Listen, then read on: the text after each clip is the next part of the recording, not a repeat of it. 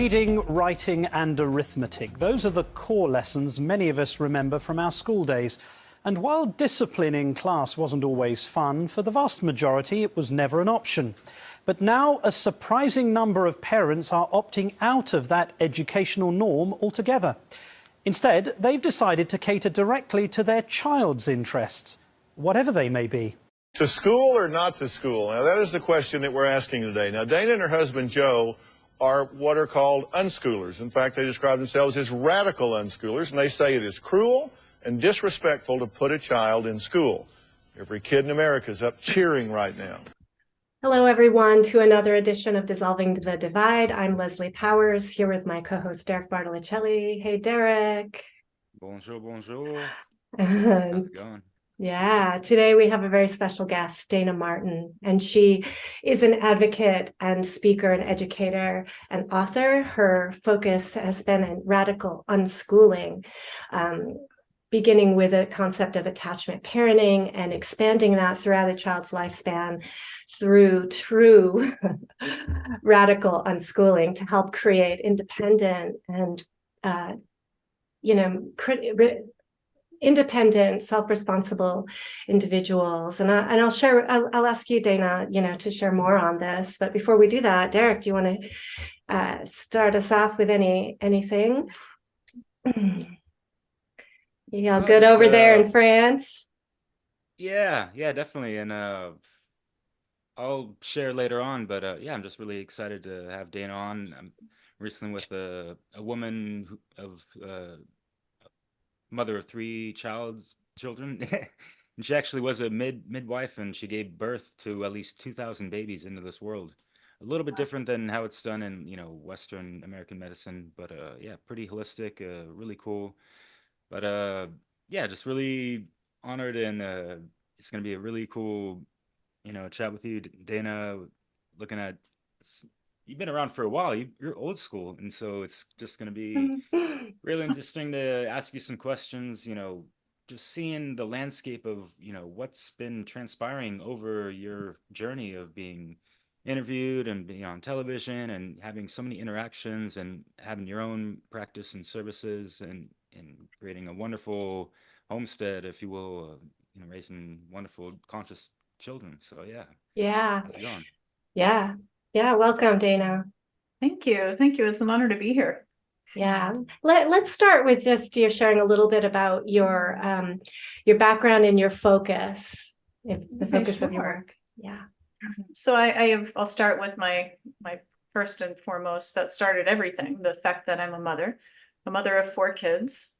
They're 16, 19, 22, and 24. And I actually can't believe that 3 of them are adults. It went by so quickly, as it always does. And in this whole journey, I never anticipated being a voice for this life. It wasn't something I sought out to be. It just happened really organically and naturally for me as a mother. And it started with the birth of my first child, Devin. And I had a natural birth in a hospital with a midwife. And it was life-changing for me that I had given birth under my own power. I didn't know anyone in my family, and I had no friends that had a natural birth, and it was transformative. And I said that I wanted to help other women achieve it because it helped me become a fiercely protective mother and really tune into my instincts when I was able to birth under my own power. I later went on to have 3 more children, all of them at home. And I became a childbirth educator and doula. When my son, my first, was about a year old, I started studying to be, and I later became a midwife. And I gave a lot of parenting classes about attachment parenting. And I came at it from the angle of I didn't have any support. I didn't know anybody else that was doing this. And I wanted to provide that for people. And so I started having classes and meetings, and it just kept expanding. And before I knew it, I was sharing about radical unschooling, because to me, radical unschooling is an extension of attachment parenting. And I can share more about that, but I'll stop, see if you have any questions about anything in particular. Yes. So it sounds like that your experience runs this whole continuum, starting out with natural birthing and home birthing into this attachment parenting, which naturally flows into this radical unschooling. Yes. So can we start with maybe a definition of attachment parenting? Sure. A definition of attachment parenting is an intuitive form of parenting where you're focused on the needs of your baby and child as much as your own. Traditional parenting is focused on the authoritarian parenting paradigm, which is focused on the parent's needs solely, the parent's needs for quiet, uninterrupted sleep, obedience and compliance, and behavior modification. It's a big focus on behavior modification. And rarely does it take into account the child's needs. In fact, when you talk about that, people think it's kind of crazy because the focus on traditional parenting is to train a child and focus on their behavior and correcting behavior and punishing behavior. So what I've always done from the beginning is to trust my children.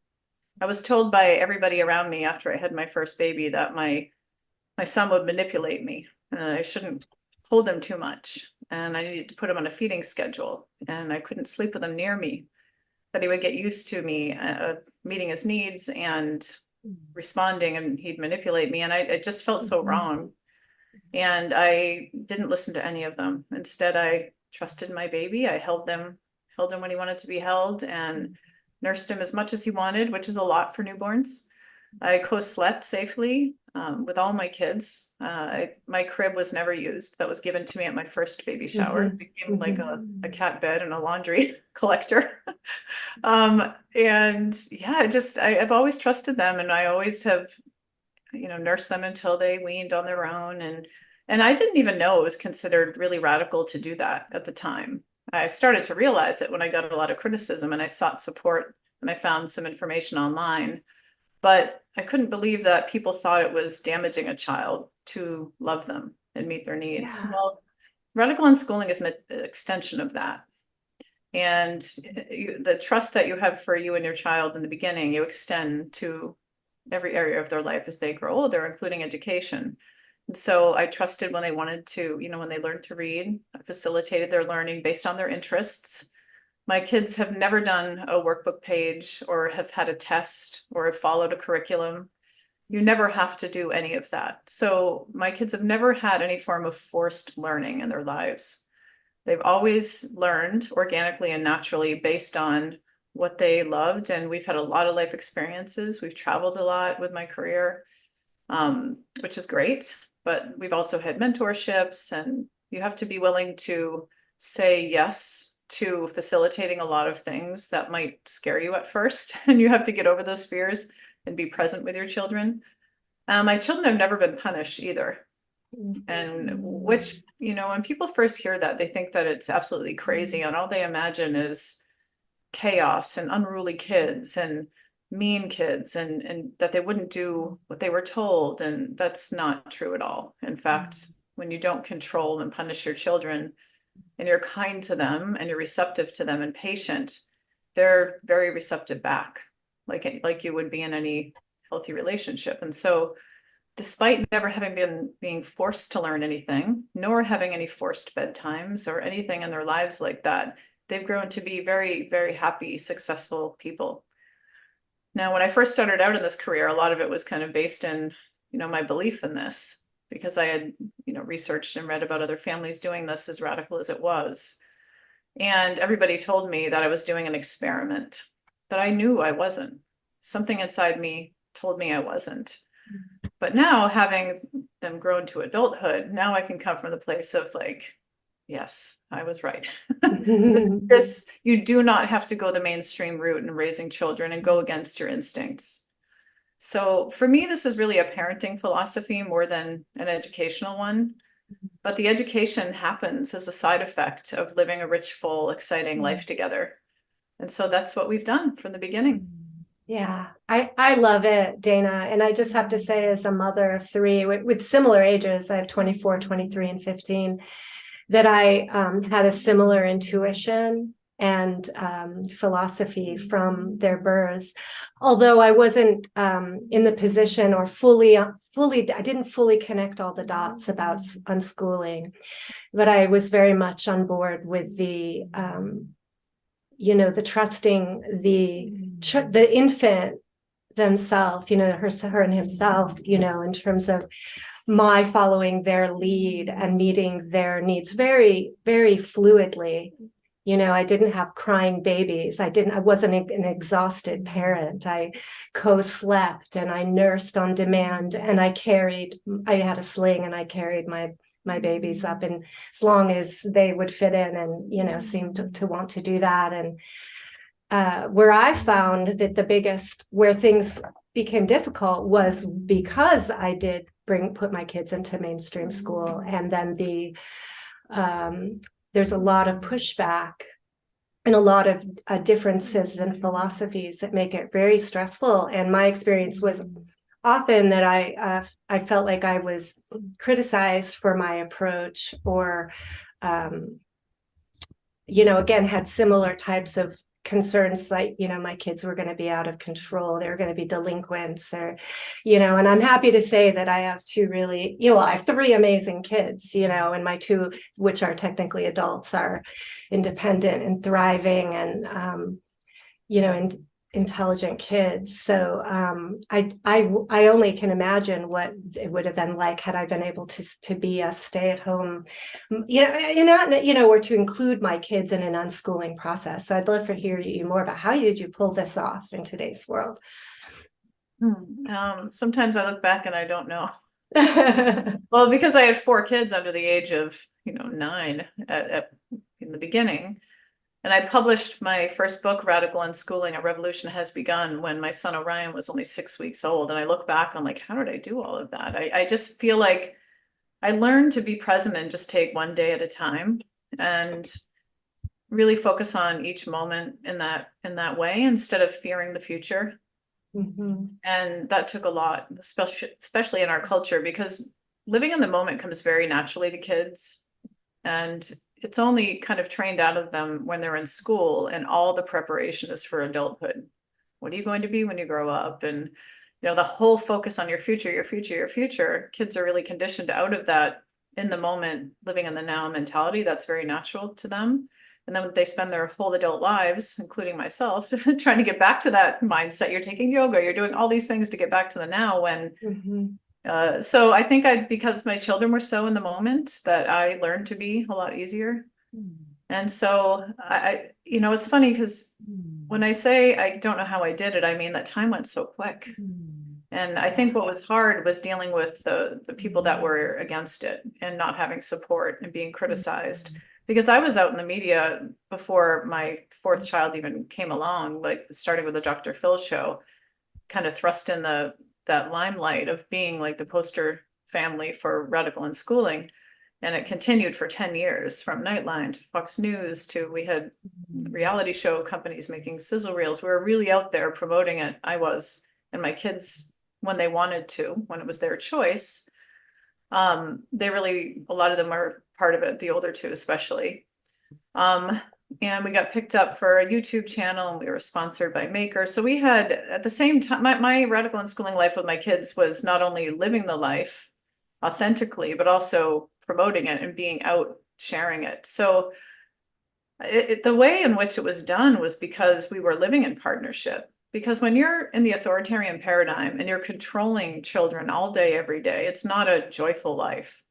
It's pretty miserable to force a child, or coerce a child, or bribe to do what you think they should be doing all day, every day, from bedtimes to schoolwork to, it's exhausting. And most parents can't even imagine adding like homeschooling or unschooling on top of that already. But if you step back from that and you see that everything in our life was consensual, the kids were never forced to do anything they didn't want to do.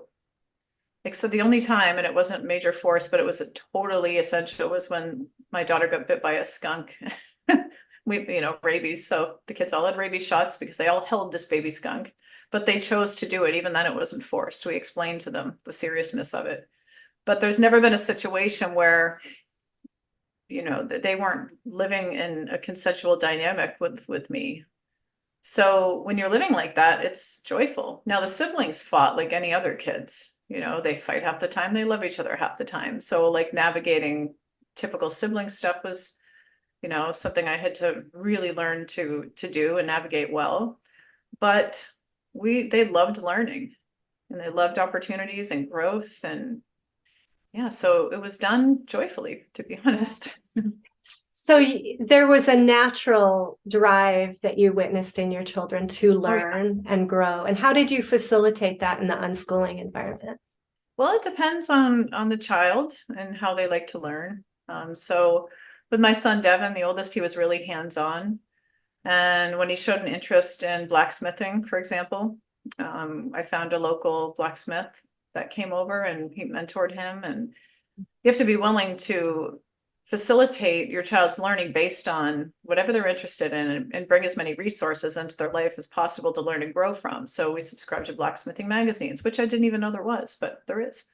Went to the library, got our blacksmithing books. We watched videos on it. We turned our shed out in the back that was for storage into a forge. We learned how to make a homemade forge. We spent weeks and weeks, years, to facilitate this passion. And it turned into such a wonderful hobby for him that he ended up opening an Etsy store and selling knives and swords on Etsy. So it's a lot of work. It's not for the lazy parent.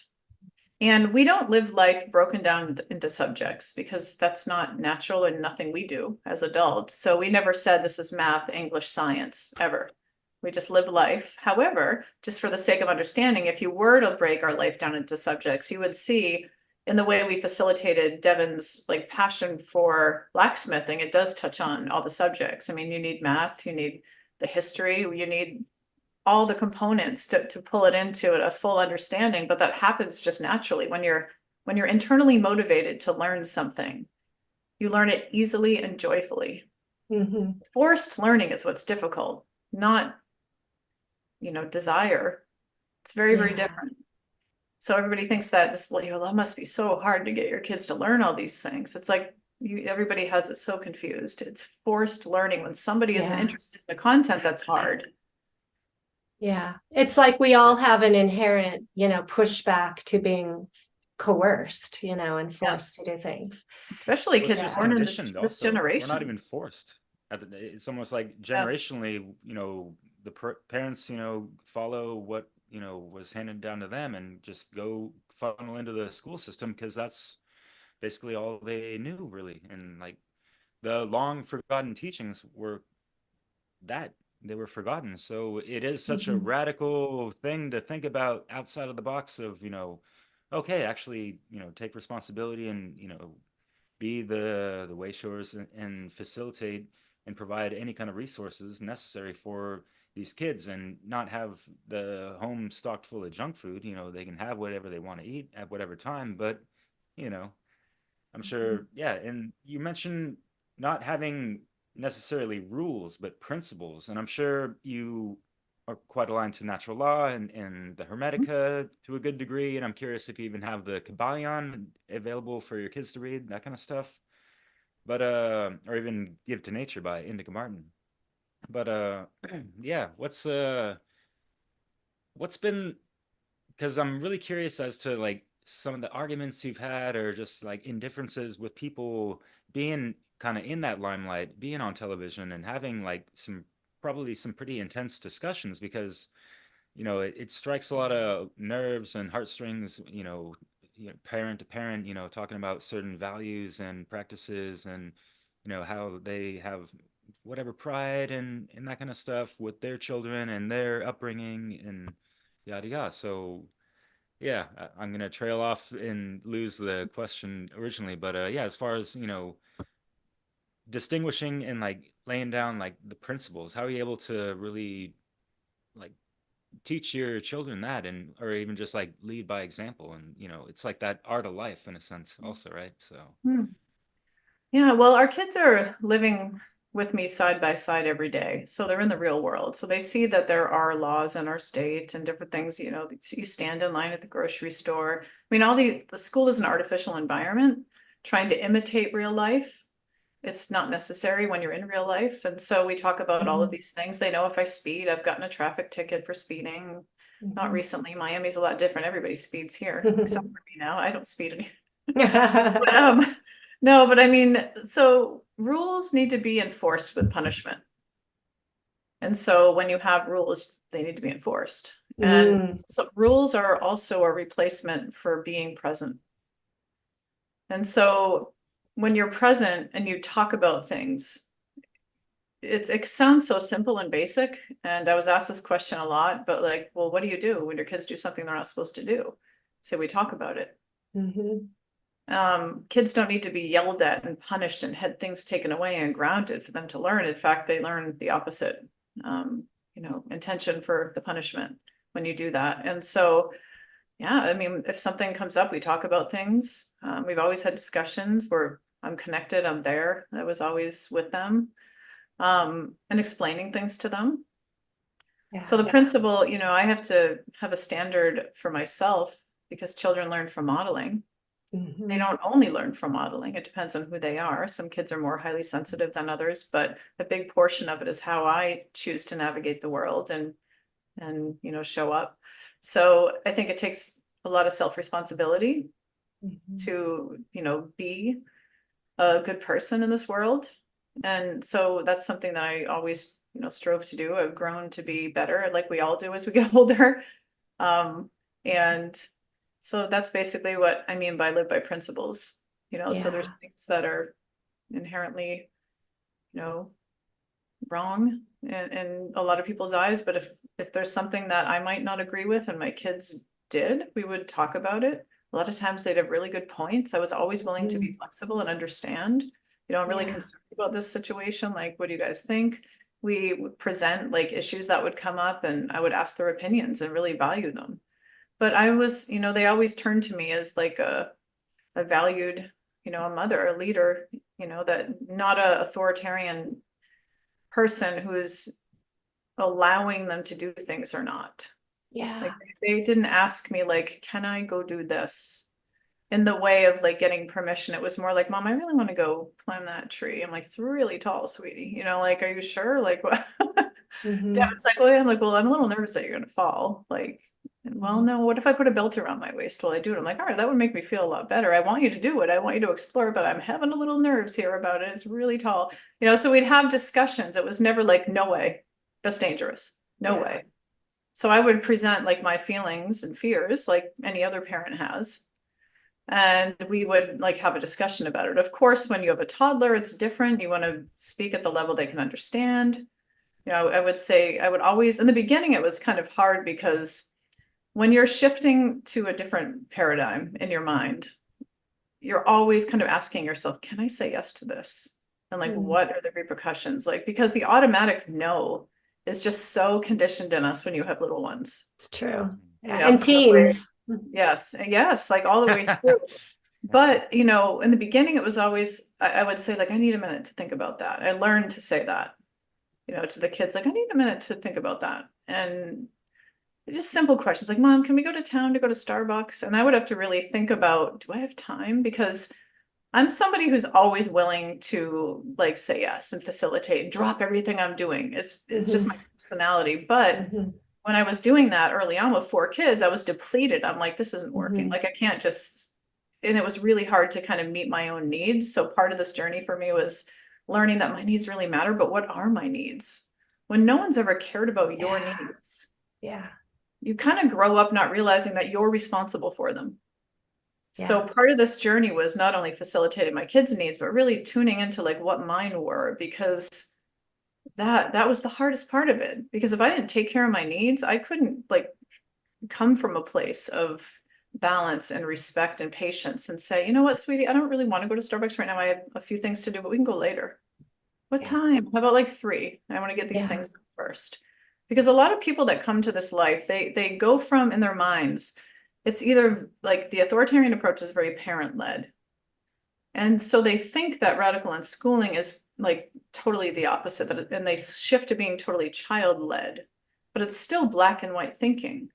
It's not, together, us and them. It's not, and when it's really child-led and the parents not having their needs met, they're almost asking their children permission for things. Like they flip the authoritarian paradigm, and that's not what this is. Right. That's a big mistake. Like, sweetie, can I go take a shower? And the 3-year-olds go, oh, I've seen this happen. And it's like, it's because people just don't quite get it. We're such a black and white thinking culture that they're like, all they know is authority. And so I'm going to give my child all the authority. No, we don't need authority. We need like partnership and to talk together. So that took me a little while to integrate. Like, I was never asking my child permission to take a shower, but I'm sharing an extreme example. I would just facilitate what they wanted all the time. And I was like, this needs to be better. And what's suffering is me. So when I learned to say, I need to eat something first and then we'll go to the park. Yeah. Actually, I was going to go do this. And why don't you come with me and then we'll go do this? So putting my needs on the table of everybody else's was the hardest thing for me. But once I did it, I had a full cup and I was ready to facilitate more. Yeah, that's a great point. And I relate to that. I think that was with my youngest daughter, who's very persistent and knows what she wants, and she's very big about it and can put pressure on me. And I can easily be adaptable and please. Mhm. And I realized that instead of my getting into this clash of, with her, it was shifting the language to really looking at what is the resistance that's coming up in me and what does that say about my own needs, rather than just sort of like, no, I can't do that now or whatever. It was like, okay, what is happening for me? And is her request, really a problem, or is it just that I'm not ready to change what I'm doing, and let me, look at my own limits and boundaries and how do I take care of myself and figure out a way of working with her and her wants and needs. So it's a different approach. Yeah, I love it. So what I'm hearing is that there's a real respect for children, right from the start, and a recognition that children do have inherent intelligence, and that there is a wisdom in nature that if we allow, children to sort of unfold in this interaction, this relational dynamic, that there's a trust. You talked about in the beginning about trust. And I think that's where a lot of individuals sort of indoctrinated into modern parenting, they lack the trust and will feel like if you're not controlling or setting up this reward consequence structure, that your kids are just going to run amok and that it's going to be crazy. So I'd like to hear more about the trust and what you've noticed naturally unfolds in this model. Yeah. I first want to share that the distrust that the parent has for their ability to parent their child like this starts at birth. And I think people are much more open to hearing about women birthing naturally and how the medical management of birth is so corrupt and it undermines a woman's confidence, and the interventions that are used cause more problems than they're solving, and they rob the woman of her inner knowing and leave her feeling as though her body was broken and didn't work, and she had to be saved by all manner of modern technology. Well, it's from that point that I want to extend this from the hospital to schools, that parents have the same kind of messaging from teachers and even well-meaning teachers, but just from the whole system in general, that you are not capable of doing this. We are. In the same way doctors say that to laboring women. You are not capable of doing this. We are. But because we're so conditioned in our society from day one, because of birth, for most women, sadly, they never gain that self-confidence. I feel like I was so lucky to have a natural birth the first time, because if I hadn't, I'm afraid of the direction everything would have gone for me. I credit everything on me having that first moment of saying, wow, I am capable of something. I didn't need to be rescued, and our children don't need to be rescued. We don't need to be rescued, meaning we can facilitate their learning.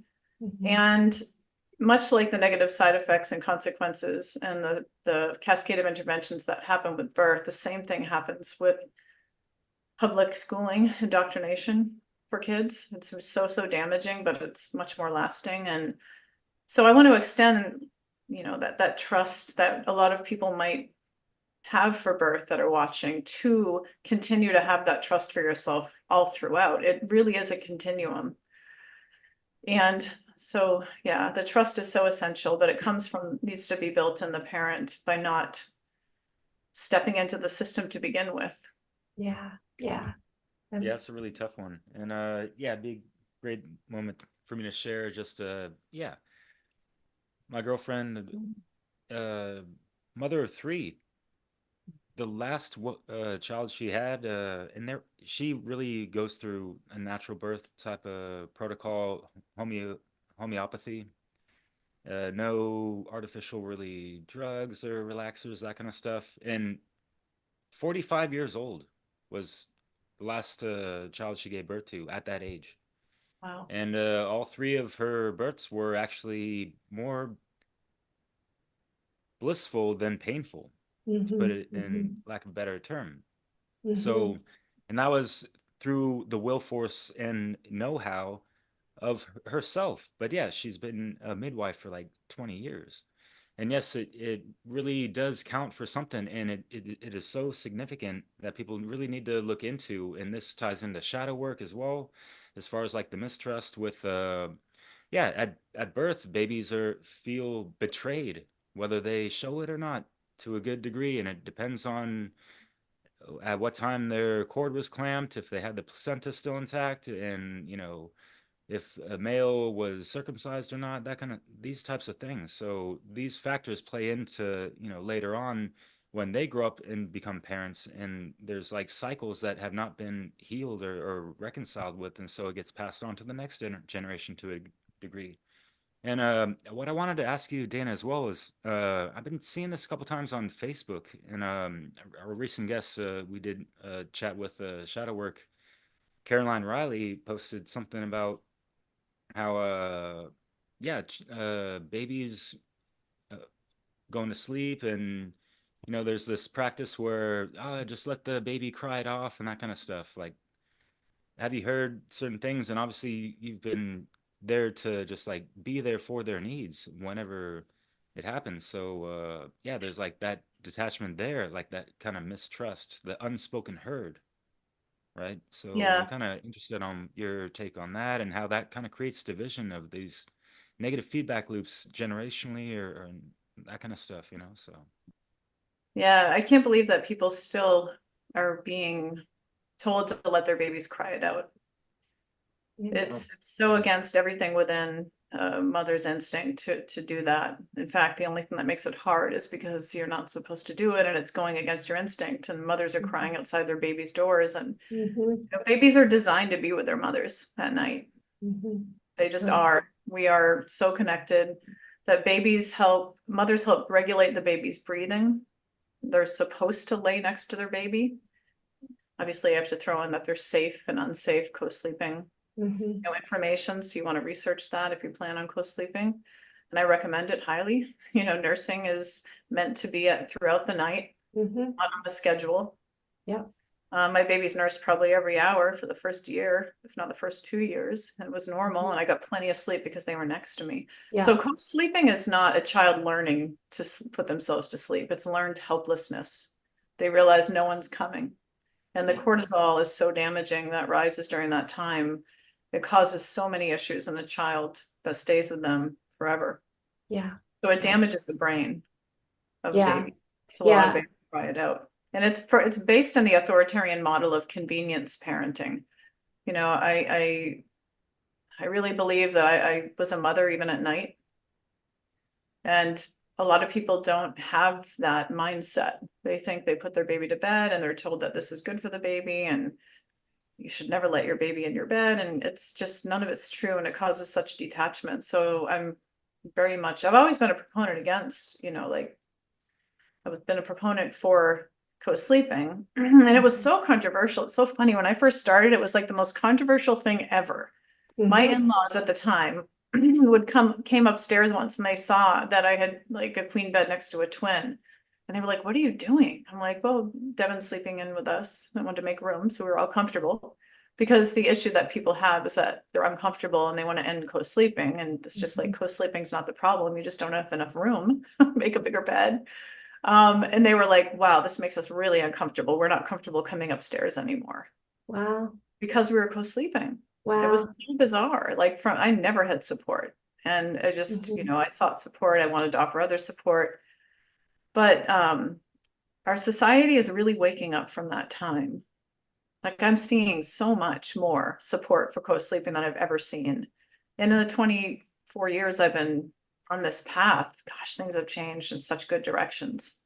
Yeah, For which is, parenting. it's so important, because Yes. those practices really do cause long-term trauma effects. Oh, yes. Children, you know, through into adulthood. And Irene Lyon, a somatic specialist, she talks about that. She talks about the effects on the nervous system of that type of parenting approach. And I would say a lot of the authoritarian parenting is has been the cause of many, you know, mental health problems in adults that we today. And it causes mental health problems in the parents too. I mean, we talk about like how much this damages children to be in the authoritarian approach, but rarely is it spoken about, and I'm speaking about it more, but how much it robs the parent of what they should have had. Yeah. And the enjoyment of parenting and the enjoyment of your children. I think it creates this schism and this division between you and your child, the more that you see yourself as an authority or a controller. And there's a common, you know, phrase, oh, you're not your child's friend. Don't be your child's friend. You know, you need to be put that consequence and that discipline, and it doesn't matter that they're, you know, what their emotional response is to that. What's your feedback to that kind of advice? Oh, so many times.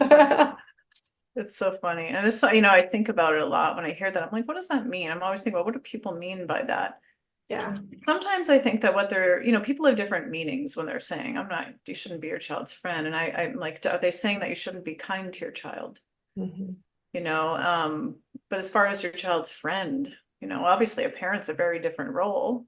Mm-hmm. But I think they mean not punishing, you know, like, and so I think it's the authoritarian. They're saying that you shouldn't be in partnership. You should live the authoritarian dynamic. That's ultimately what it means. I mean, I've said before, like, I'm my child's friend, but I'm not like their friends, you know, but I'm their friend in the sense of like, I care about them, you know, like a friend would, but way more probably, you know, I'm their mom. I don't know what it's like to be my child's friend only because I'm a mother. And so it's kind of a weird thing to say, and it's a blanket statement that people don't think much about when they say it, much like a lot of stuff, you know. Yeah. So how do you see your role, your responsibility as a mother in this, you know, if you were to define the role of the mother, how would you do it? What would you say? No one's ever asked me that before. Let me think about that for a sec. Well, I mean, at the age that they're out now, I'm a trusted guide. You know, someone who answers questions, provides food, comfort, a roof. Not for all of them. My son is married and has his own place, my oldest, but someone who's there all the time, someone who is willing to grow and to heal from my own journey myself and willing to change her mind. And so, I mean, for a mother, it's a safe feeling of safety and love and unconditional love. So I've never been in the traditional role as their trainer or punisher or controller or ruler, which is most of traditional parenting. But when you are those things, you really can't be the other fully. And so this is all I've ever done. I have never parented any differently. And I think it's kind of maybe unique because a lot of parents come to this life like later after trying things that didn't work or kind of going against their instincts, and the contrast kind of pushes them toward this. So I don't know why. Maybe I was meant to help other people. It's what I like to think. This is my purpose. I never get sick of talking about it. Yeah. I wake up every day going like, when is this, you know, when am I, this fuse going to burn? Am I still forever going to talk about how much I love being a mom? But I really, really love it. And I want to help other parents. I really want to help other parents love it. Yeah. And they do when they learn that they don't have to do all the things society says. But I think that a lot of people that hear about this philosophy initially, and this is most of the TV interviews and stuff, they make the assumption that if you're not controlling and punishing your child, then you're not in the role of the authority, that it's neglectful or permissive. The only thing that comes to their mind is if you're not doing any of those things, then you must just not care. And your life is crazy and everybody's doing wild things they shouldn't. And that and it's not like that. It's rarely do people know what you do instead. And that's presence, it's presence and connection and listening and figuring things out and, facilitating their learning and their life, driving a lot. Yeah. And I think it's that presence that our modern society has made very difficult for parents to provide. Yeah, it does involve really a re-evaluation of the modern lifestyle. If we're really going to give children, what they really deserve and help raise children to be very thriving in this world, it's going to take a different approach and it's going to require creativity on all our parts, I think. Yeah, I agree. Yeah, creativity, which a lot of people lack in the mainstream. They're so dualistically mindset, like, oh, live from Nightline, NBC, we have Dayna Martin with us. And with the sparkly Martins, they go to bed at whatever time they want to, 2 o'clock in the morning. Oh, wow. They never could wow, they have no rules and this and that. And just not being able to think outside of the box again. And it's really, it can be kind of frustrating, but that's why you got to throw in the humor to just kind of laugh it off, which I'm sure you've had to do, like just being in the hot seat, literally. Like, I'm kind of curious as to, did you ever get any kind of like backlash, even like live with the public, them asking you questions or booing or that kind of stuff, or? Never booing. Oh, wait, no, maybe on one show they were freaking out about something. Yeah. But you know how TV is. I mean, they're prompted to have certain reactions too. So like you take it with a grain of salt and but there was like pure shock when I said that my kids didn't go to bed till 1 a.m. And I think that what's helped me get through it and helped me continue is a couple things. For one, I know that any process of change starts with denial of or pushing up against this outrage. It's always, there's a process to change. First there's outrage or resistance, and then there's more acceptance later, but there is that process. And I know that not everybody could stand in the place of the first step of change, ridicule, and somebody has to be brave enough. Some of us have to be brave enough to stand in that space of change and be willing to be ridiculed in order for it to go to the next stage. And I see it, it's going to the next stage. I see it every day. I can't even believe it when I go on TikTok. I don't go often, but my daughter will send me things and I'll be like, there's people talking about co-sleeping, tons of them. There's people talking about extended breastfeeding. There's people talking about unschooling. I mean, this was unheard of. Like, I was one of the only voices speaking about this, and I'm so happy. Now it's shifting. It's becoming more accepted. In fact, when I knew it was becoming more accepted? When TV stations and interviews stopped calling me. Oh, wow. Interesting. I saw the process of change happen. But and the other thing, so I kind of knew that going in, like, of course people are going to react like this. It's new. I would have reacted like this, before I had kids. I would have thought it was nuts before I really fully understood it. So coming from that place of compassion for others, I don't ever get defensive. That's hard. That's something I help new advocates that want to promote this life understand, is that have compassion for people that are judging it. Because they don't understand it. It takes a long time to really understand and integrate this philosophy.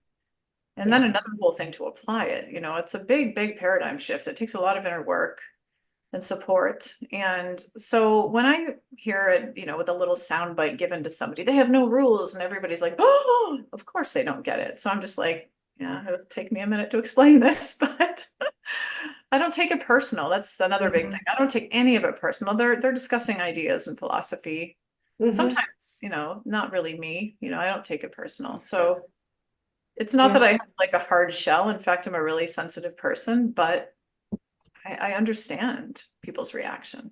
Yeah, it takes an inner confidence, to stand in the face of that ridicule, and that, like the whole, I guess, media culture of over the top criticizing for, on these shows, for for entertainment purposes, right? That's Yeah. pretty brave to go on and face that. I'll just say.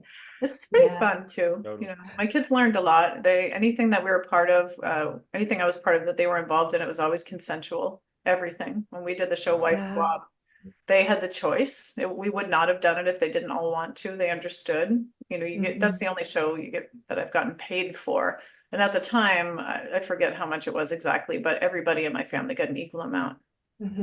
You know, and they didn't have to be filmed. We let the producers know if there's any, you know, scenes being filmed and any of the kids don't want to be part of it, respect that. That's part of our philosophy. And so we've never entered into any kind of public like media. We've done dozens of TV appearances. Anytime they don't want to be part of it. And there's been a couple shows where Tiffany, my second child, decided like, I don't want to do it. And I'm like, oh, that's fine, honey, just go sit down. And they've said, where'd Tiffany go? She doesn't want to do it. Yeah. You know, sorry, you know, like I never have coerced or forced them or told them what to say. In fact, you know, that's a really interesting part of it. I've heard a lot of people say, you know, like, how did you do that while living the philosophy? Because no matter what my kids did, it was still like promoting truth in our life. Whether they rolled on the floor and yelled or whether they were crying, which if they cried, I would always step aside. That rarely happened. You know, like it didn't matter. I didn't have to have them act a certain way. I didn't have to have them say anything they didn't want to say. There was never anything scripted. And so I would let the TV producers know, like anything, I'm happy to do this, but this is how we live and this is how it's going to flow. And they actually loved it. I got nothing but positive feedback from any TV appearance that we've made. Even if the end cut ended up being pretty sensationalized at the time of the filming, there wasn't one person that came to our house that wasn't like, wow, this is like really interesting. This is a really awesome concept. That's amazing. Yeah. Can I ask a question real Sure. quick just on that? Because yeah, looking at some of those clips and all that, and yeah, it seems like they cherry picked certain things out of context just to sensationalize and kind of like, whoa, this radical family unschooling, like they're like on the fringe of society, and how could they integrate into it? It's like you're in the daily operations of where your local environment is, and so are the kids, and voila, it's not that hard to understand sometimes, you know, like Yeah. like trying to paint a certain picture on you guys in a sense. But yeah, I really applaud everyone's, you know, courage and, you know, just sovereignty, I guess, you know, solidarity, you know, as a family unit. That's really cool. Yeah. And I really, the respect of really not scripting your kid's voice at all, I respect so much. Yeah. I'm going to share I'll share one little funny situation with you that came up just to give you an idea.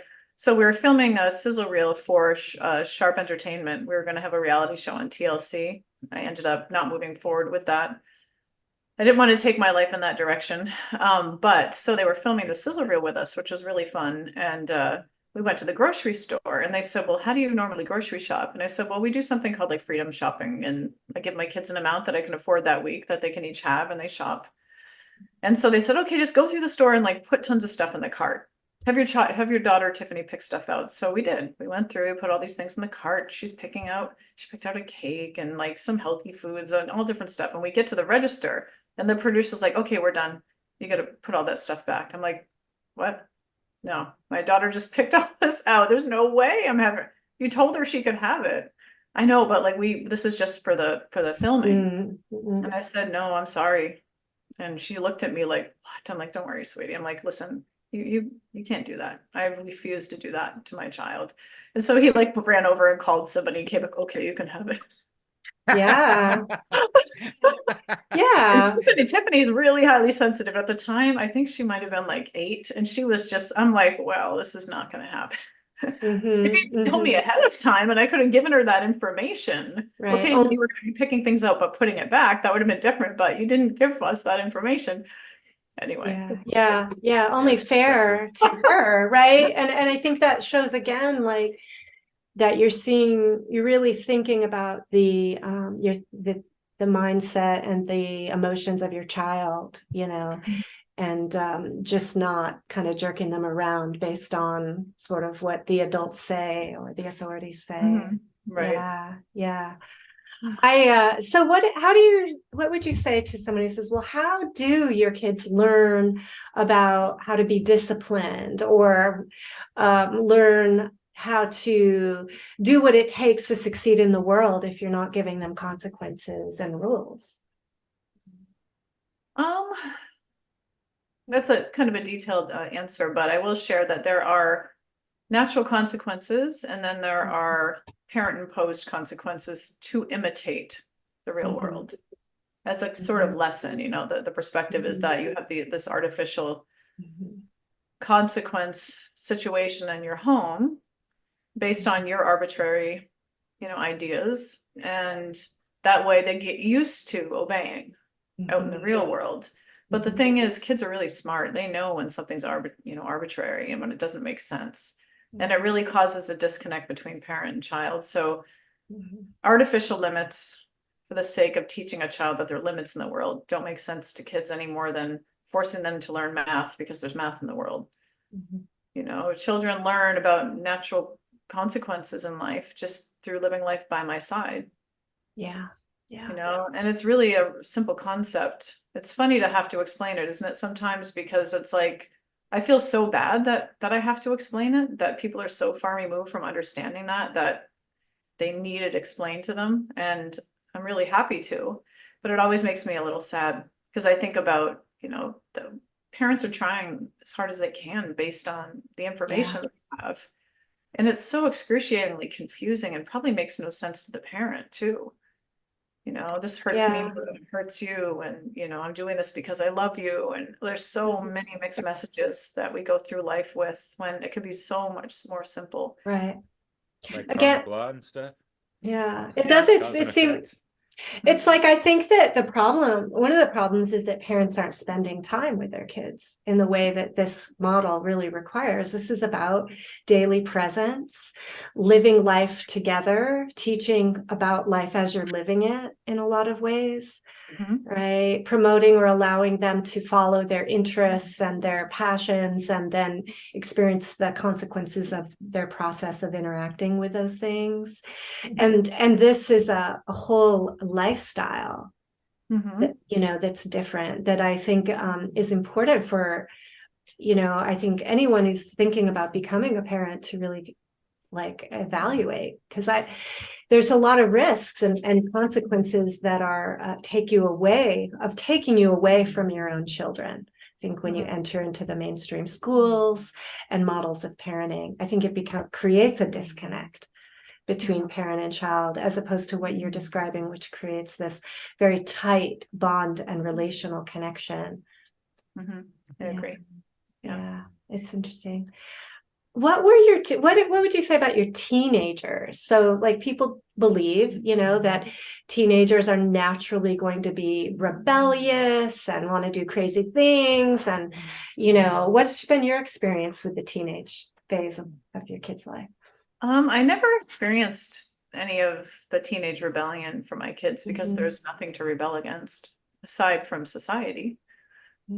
My daughter, they've all gone through that as they've gotten older. My daughter was vegan, so she would rebel against, not me. They never rebelled against me because I never set it up like that. But they had, I think rebellion is inherent in so many people,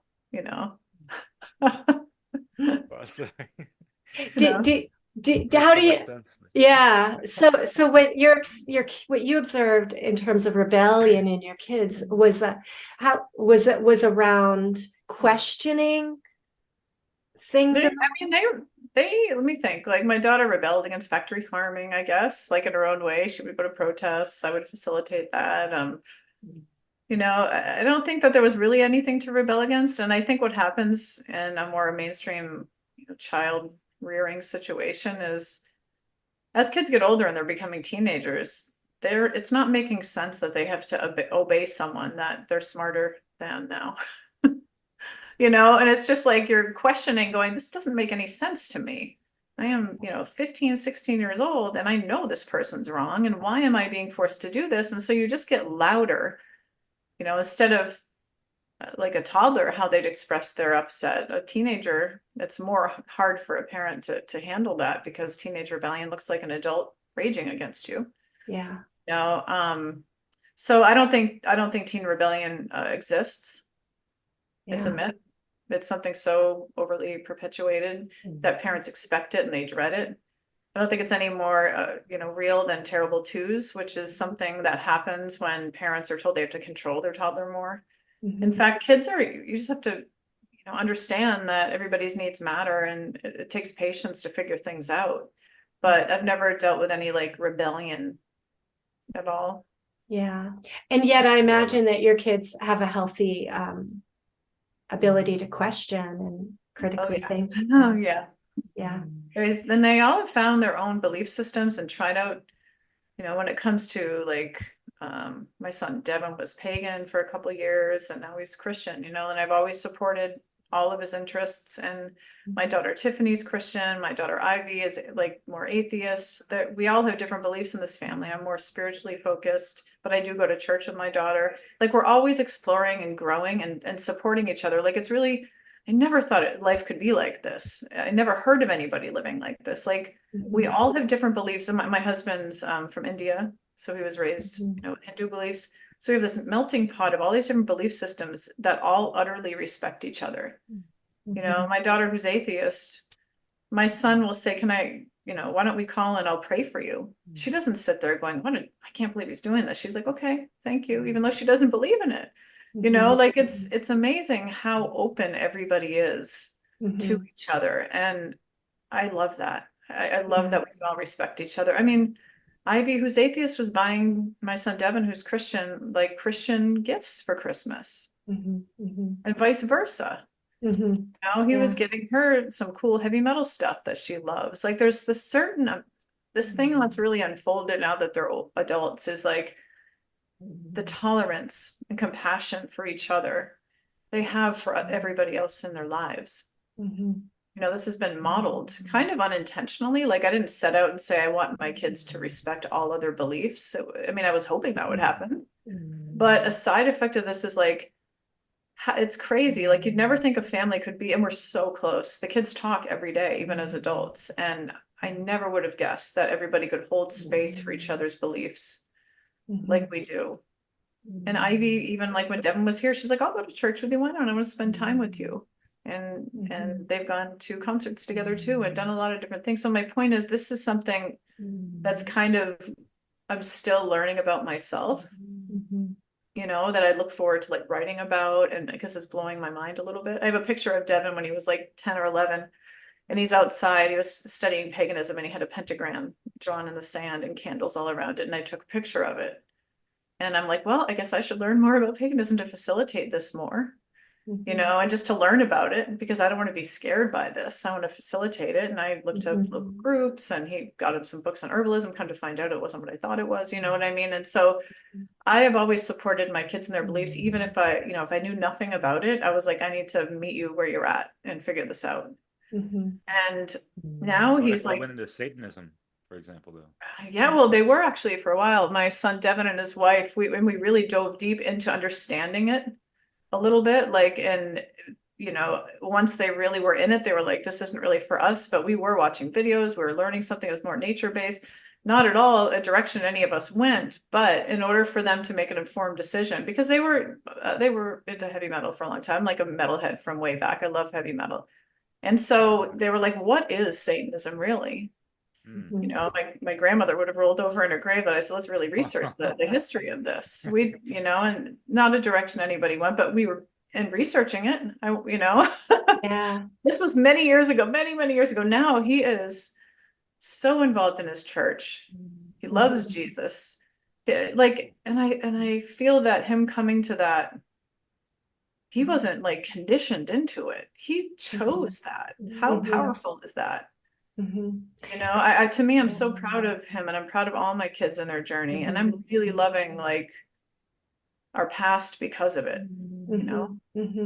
Yeah. It sounds like you're, by encouraging your kids to follow their interests and to seek knowledge, right? So there's the value on seeking knowledge and experiencing and experimenting with ideas, and that is allowing like a natural trivium process, really. in your unschooling? I can still remember though, when I remember, oh man, I haven't thought about this in so long, when Devin was like, Mom, me and Nev were like, do you know what Satanism really is? I'm like, oh no, here we go. You know, like, so as a unschooling parent, you get hit with these hard topics about sex and drinking and drugs. And like, it's heavy, you know, it's like, here, you have to be there. I'm like, oh, honey, I don't know. It's pretty dark stuff. Like, I'm not really feeling comfortable about that. And then, but listen, like, it's really nature based. And I'm like, I don't know about that. You know, so it's like discussions. We had so many discussions to really dig out the truth, talking about manipulation and mind control. And like, so many things branched off of his one little thing of like, what is Satanism? So much learning and growth and connection came from that. They, you know, I'm really, really proud of them for following their instinct and their heart in that dynamic. But yeah, that was one of those parenting times where I was like, oh no. Yeah.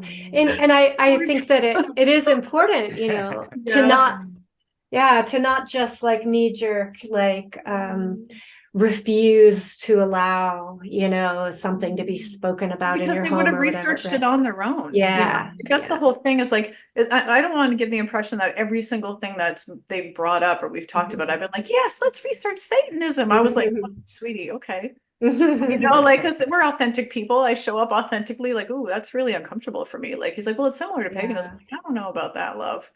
Let's, and so, I mean, so I show up organically, authentically. I'm willing to change my mind about things, but I'm very honest.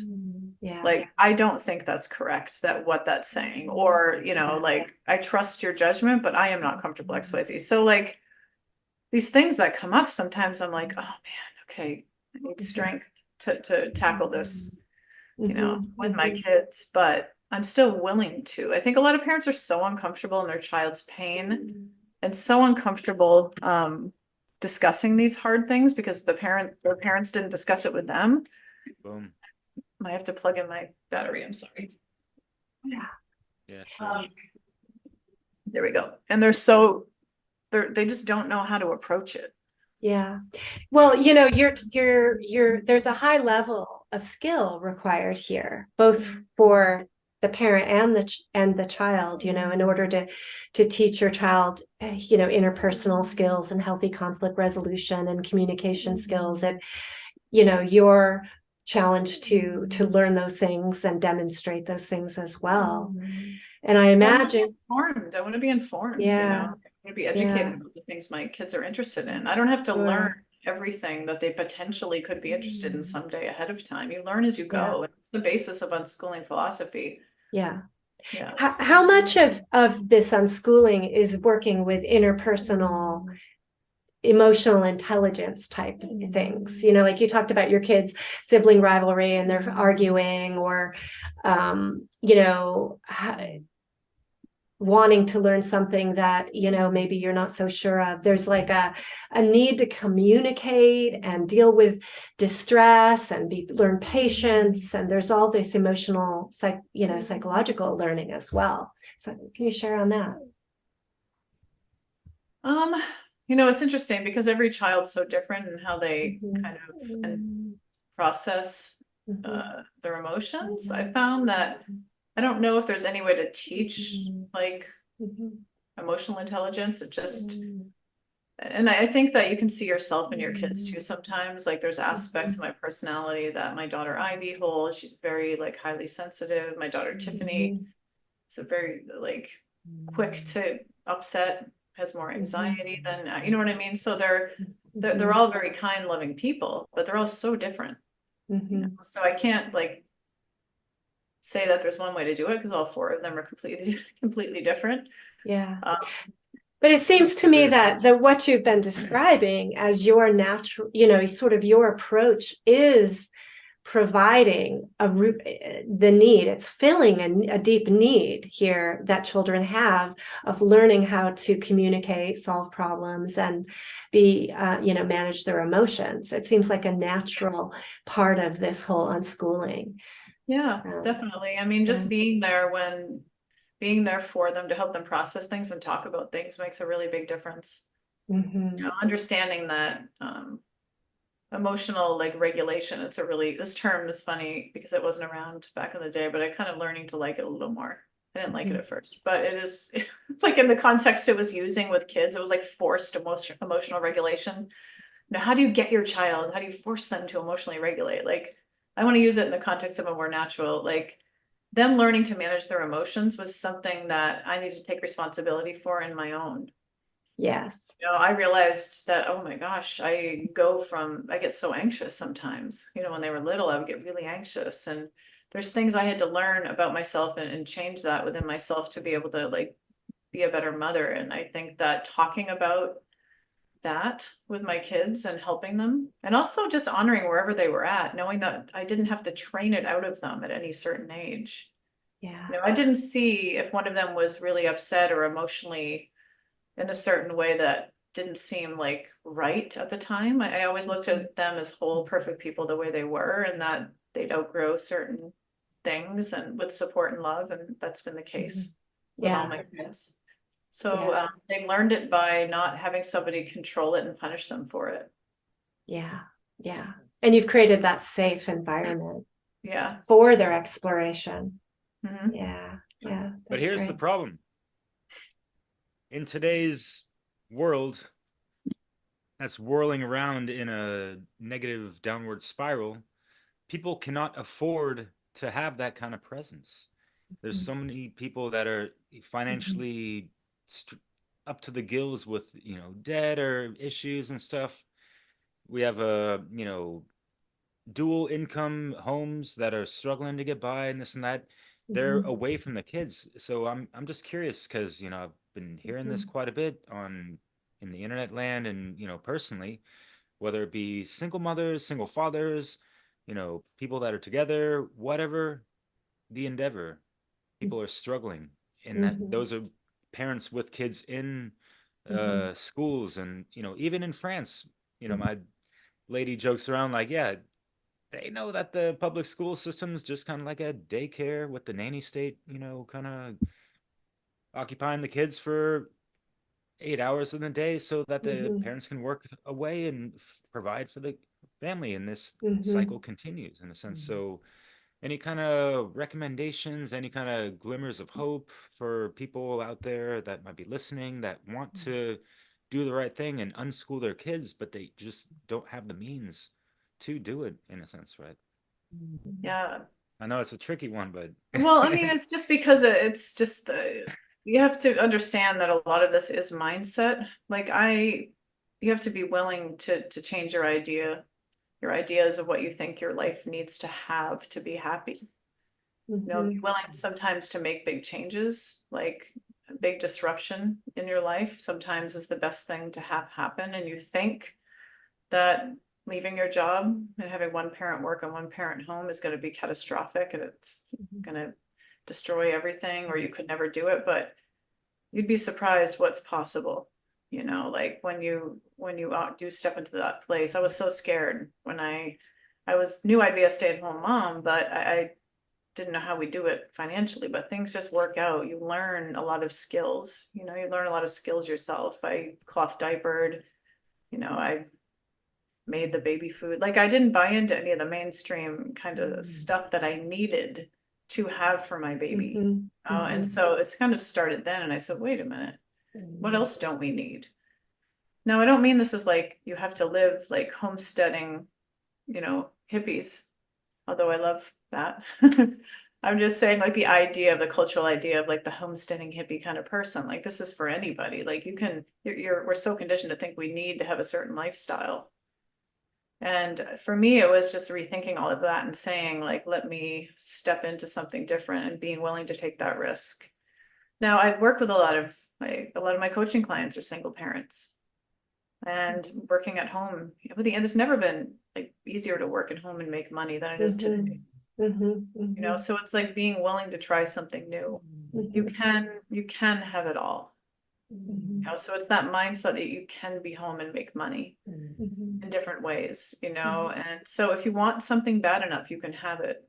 Mhm. However, if you are somebody that just absolutely can't, I totally honor that too. I know people, not everybody's in the situation to be able to, but I just wanted to just kind of push that mindset a little bit because I didn't think it was possible either. And then you just do it, and then you realize that, wow, I'm still alive, even with less money. You know what I mean? Yeah. And so yeah. Life can still be good, really. But looking at our values is really important. And, unfortunately, I think that kind of daycares and kind of putting kids in schools becomes so mainstream, so normal, that people are assuming that's what is best for children. And I really think that we're challenging and need to challenge that assumption, because I don't think it's what's best for children to be sending them away from mothers at 3 months old and putting them in daycares, and parents being disconnected from their relationship, with their children, because that is that I feel like the relationship is the foundation of everything, for a child, the relationship with their parents. Yeah, and kids don't want anything but you. And the simplicity of life. They so even though you want to give them like everything you can, ultimately none of that needs to replace you. And I think a lot of times parents really broke down the costs of daycare and all these other things of working outside the home. They'd realize that at the end of the day, it's the same to just leave this job and stay home and live simply, because the money that you save your family, like by being home and by making things yourself and by thinking outside the box. Like I used to tell myself, the money I save my family is money I'm making for my family. Yeah. And so like I just had that different mindset where I would I had this great book called I think it was called like the Tightwad Gazette or something. Oh yeah, I saw that. I read that. It was so good. I learned so much. Like I'm like, can I really do this? I mean, but it was fun when you look at it, like fun of like what you can say. I look back on those years as so like special. At the time, I remember being, like, wow, but everything, it can be built, I think that's why self-efficiency, like working for yourself and like thinking outside the box, you can, do things that can expand your income. And as my children got older, so did my income, everything grows kind of together. And so at this stage in my life, I'm able to do much more for them. And I'm really happy about that. But there's also, for people that are single parents and both parents working, there's a lot of other unschoolers and people homeschooling now. And there's co-ops and there's ways that you can connect with people that are like-minded. That, the first question I would ask with any kind of group is like, are you familiar with like a partnership-based paradigm and not the authoritarian one? How do you feel about these things? Or start a group like that yourself and switch off caring for each other's children. There's so many ways to make it possible to do it. Yeah, there are. That's awesome. I love that. Thank you so much, Dayna. Yeah. Can I just say something real quick? Because yeah, I noticed there's like a common type of mentality or reaction, kind of like from the mainstream clips that I saw, the Night Lives and Dr. Phil's and all that, of just you almost like see it written on their forehead, these people, especially the ones, interviewing you sometimes, like, this way of life is a threat to our democracy, kind of like this whole collectivist, state-run authoritarian type of thing, you know what I mean? So Yeah. it was just interesting, kind of seeing that with the, they live, putting their glasses on and seeing that. Well, free-thinking children grow up into independent, free-thinking adults. That's a bit of a threat to our system of slavery here. So yeah, but yes. Did you catch any flack on that kind of stuff, or? Maybe not putting those words, but like alluding to that. Yeah, for sure. Yeah. For sure. I've gotten that Right from the on, beginning, I've gotten that from the very beginning, even before I could even really understand it, like now it's like, yeah, that's kind of the goal. Yeah. And I think, that you just made the point that echoes what you said earlier, that children need their parents, and parents, if we can like recognize our value and know that we are our children's answer, we have what they need, and we are the ones that should be teaching them and should be, spending time with them, that it's not like we're inadequate and need to put our children into the hands of people who are qualified to teach them. Right. We need to be that, become that. Yeah. Yes. Yeah. And, child's childhood goes so quick. And, you know, this is something that I will never, ever regret doing. I'm just grateful that I did it and that I woke up when I did so early on. And life can be joyful. You know, it doesn't have to be what everybody's doing. And you can raise wonderful human beings and like happy, content kids who are whole and never have their spirits broken. And you don't have to live with regret of how you raised your kids like so many people do. Yeah. Or seeing them grown up and asking, where did this go? And like regretting not having more memories with them, you know? Yeah, for sure. Yeah. For sure. So we're approaching I think a little over an hour now. So I think it may be a good time keep you over time to see if there's Okay. any final points or things that we haven't touched on that you think are important. Yeah, we I'd covered like a lot. just through, kind of just bringing it back to what I was, talking about in the beginning of just, throughout over a dozen years of, like you've had videos on YouTube at least for 14 years, that's that old school stuff, like before you could post something, more than 15 minutes type of, paradigm. Yeah, I But mean, I think the first video ever on YouTube for peaceful parenting and unschooling. wow, that's awesome. Wow, that's So great. my question is to you, like, what have you noticed? And it's great that you've noticed, a rising trend towards, independent parenting, schooling, and all that stuff. However people want to word it, homeschooling, unschooling, whatever. But at the same time, have you noticed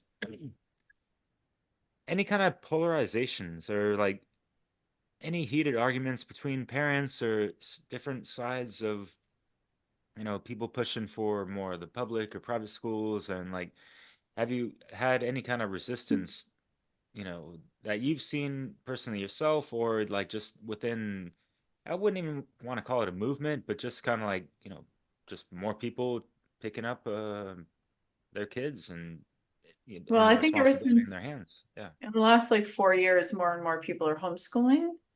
And because there's more people homeschooling, they're looking for options within that. So they find unschooling. So I found that more and more people are coming to it. And I don't think that nearly as many people oppose it as they used to. Of course, there's always the naysayers, but it's not something I go and look for. Like I'm not posting on public school Right. boards, like sharing about this, saying what you're doing is wrong. So it's how you show up and like promote and advocate. And I always advocate for what I'm for. I'm not somebody who really advocates for what I'm against, because I don't even like to focus on schools. I could talk about it like during interviews and stuff, but it's not really my flavor of advocacy. I like to share about what we do instead with everything. Sure.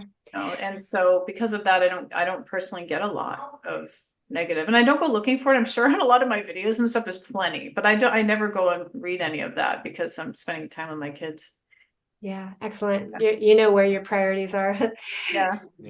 So in terms of kids who like you mentioned, one of your daughter wanted to go to college or went to college, and so unschooling is so disconnected from the like diploma world. And what do you recommend to parents who are unschooling that want to keep the door open for college for their kids? Yeah, well, I think in all 50 states you can graduate your child yourself with your own diploma. And colleges right now are, and they have been for the last decade, are looking for unschoolers. They are so sick of the cookie cutter like transcripts that when it really stands out when an unschooler wants to go there, because they know that unschooling philosophy is internal motivation of the child. They're not just being forced to go or jumping through hoops and here I go. And they can feel it in the transcripts. And so it's really easy actually to write transcripts for colleges, and you just do a search for it. I can help anybody that's looking in that direction. There's also a lot of umbrella schools and online private schools that will give your child a diploma if you take a certain test or jump through whatever hoops they have. It's very, very easy. It's such an illusion that it's difficult to get to pay these things. It really is. Yeah. And we spoke with David Rodriguez. Are you familiar with him? Oh yeah. Yeah, he and I are really good friends. We've known each other. We spoke in China right before COVID. We've been friends for Many, many years, yes. Yeah. He's got his My program. house, he's spoken at my events, I've spoken at his events, and Yeah. our time in China bringing unschooling there was Mhm. like next level crazy fun, and Wow. it was one of Amazing. the best memories we have together, he and I. Yeah. And you've spoken both in Acapulco and yeah, very like that's very cool. True. Yeah. Awesome. Yeah, I'm really glad that point about the college because I think that is a holdup for Mm, some people, you know, totally. right? Thinking they're keeping their kids or somehow giving their kids a disadvantage in the world or they won't be able to go down that path. And that's not true. So, No, the opposite is true. yeah, yeah, Yeah, it's actually really easy. You just learn, your children will learn what they need to get into that particular college, but because they're older, and they'll be able to learn it really quickly and easily, mhm, and go through the process of that. And because the child's internally motivated, if they want to go to college, they will. yes, And there's They'll always get junior there. college, community college as well. Yeah. Yeah. It's yeah, also a whole movement of uncollege, you know, kind of like unschooling of you can mhm, learn everything that you pay a college for at home. I know there's specialized careers that's not the case where you need to go, but mhm. there's a lot of things that you can learn online instead of going into debt with student loans and everything else. That's another whole interview. Whole Yes, yeah, I think that's a Yeah. topic worth Yeah. it, yeah, broaching at Yes. some point. All right. Well, thank you so much. Please share more about what you're doing currently and how people can access your work and the programs Your books. yeah, your Yeah. All books, that your good stuff. programs. Yeah. Yeah, I've written a couple books. Raising Rebels is my latest book on radical unschooling. It's called Raising Rebels, Parenting Advice from the Girl Your Parents Warned You About. And it's a lot of essays and stories from my children growing up, kind of real life examples. So it's a great book. I can send you the e-copy. Anybody that wants to message me, I'm happy to send it to you for free. That's The great. copy of that book. So my book Radical Unschooling is the most known work that I've published, and that is available on Amazon or any major bookstore. I have a website called daynamartin.com, and I have a lot of different programs. So right now I train people to be advocates like I am, because when I started out, there wasn't many people doing this and there wasn't much support. And I could handle all of the requests on my own, you know, traveling, speaking, radio interviews, TV programs, all kinds of different avenues, conference gigs. But now there's so many more people doing it that I can't do it on my own. And I want to train other people to you know, do that, to be able to step into that space for a career. Something else I'm releasing in a month from now is a new radical unschooling community. It's grown so much, and I have a Facebook group with about 35,000, might be more now, members called Radical Unschooling. And because Facebook is not very private and you're not getting, you know, really great info sometimes when you get like more mainstream parents posting, I thought to myself, I want a place where people can come, you know, a community to join. So that's going to be where I'll do live streams, answer questions. So you can look out for that on my page being announced soon. So I also have a lot of classes and different things that you can check out in articles. Great. It's so good. Yeah. I'm glad to see that your work is going strong. Thank you. Yeah, it's Yeah. stronger than ever. It's been so wonderful. And I'm very, very grateful. Grateful for this opportunity to talk to you guys too. Yeah. Thank you for being part of our likewise. show. Yeah. You're I think this is like such important. It's an important topic and I think it's underappreciated. So I want to be a promoter. Awesome. Yeah. Nice. Thank you so much, guys. It was so nice to connect with you both, Leslie and Derek.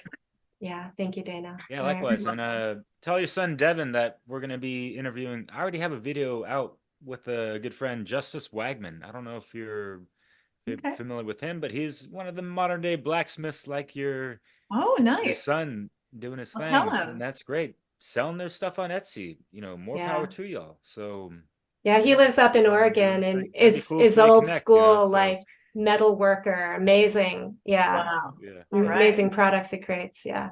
Oh, I can't wait. I'll definitely tell Devin. Thank you. Yeah, sure. All righty. Well, we'll look forward to following your work and seeing where it goes. Okay, awesome. Thank you guys. Thanks so much. Again, Have a great night. Love you. You too. Bye. Bye, Dayna. Bye. Take care.